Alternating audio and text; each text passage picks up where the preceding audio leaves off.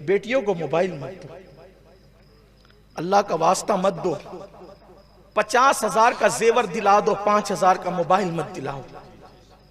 आप कहेंगे कि ये बात गलत हो रही है, लेकिन वल्लाह अगर प्यार है, इसलिए कि बेटियों के हाथ के मोबाइल ने बेटियों को आबरू बेचने तक पहुंचा दिया। मत दो बेटियों को, क्या जरूरत है बेटी को मोबाइल देने की। हमारी बेटियां स्मार्ट मोबाइल यूज कर रही है, बाप ला के दे रहा है बर्थडे के मौके पे, भाई ला करके दे रहा है। क्यों भाई?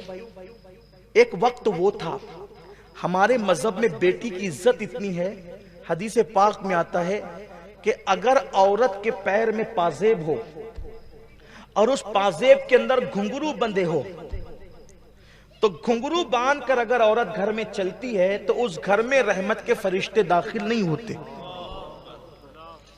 अब उस घुंघरू का क्या ताल्लुक है रहमत के फरिश्तों से कि नहीं दाखिल होते हैं?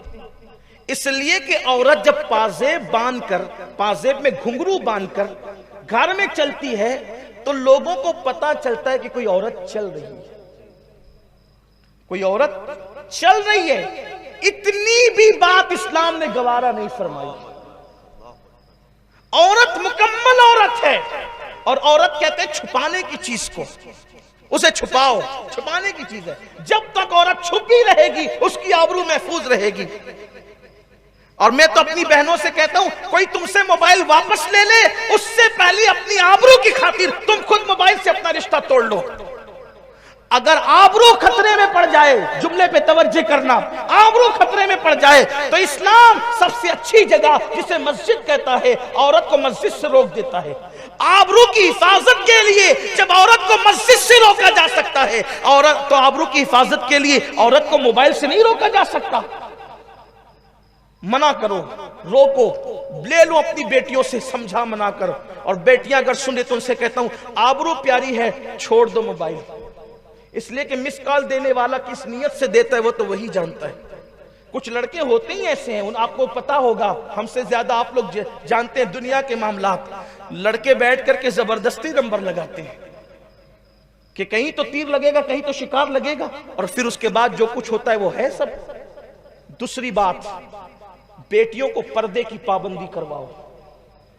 जब तक के पर्दा था, पर्दा, उस वक्त तक के कभी बेटी किसी के साथ भागती नहीं थी।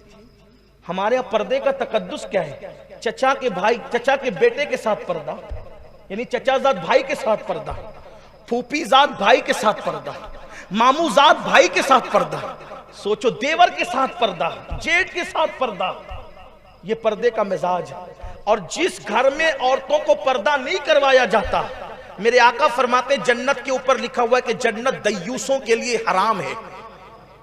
जन्नत के दरवाजे पे लिखा है जन्नत दय्यूसों के लिए हराम है। हुजूर फरमाते हैं जिस घर की औरतें पर्दा नहीं करती, मर्द पर्दा नहीं करवाते, वो मर्द दय्यूस है। दय्यूस, ना उनकी नमाजें कबूल है, ना उनकी दुआएं कबूल है। अगर हमारी घर की औरतें आधी आस्तीन के कपड़े पहनकर घूम रही है, आप तहज्जुद पढ़ते रहिए, कोई फायदा नहीं है। आप दाढ़ी बड़ी कर लीजिए, कोई फायदा नहीं है आपको। पर्दा पर्दा है।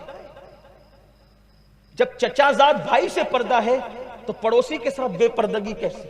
कॉलेज के दोस्तों के साथ बेपर्दगी कैसी? लोग कहते हैं नहीं नहीं मौलाना, पर्दा तो हमारी आंखों में होना चाहिए।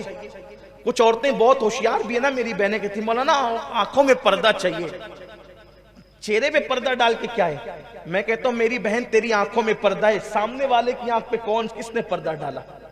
हमारा मिजाज तो ये है हमारे मजहब का कि एक सहाबी जो नाबीना थे, हुजूर अलैहिस्सलाम ने अज़वाज पाक से फरमाया पर्दा करो। उम्मुल मोमिनीन ने कहा किससे? कहा इनसे करो।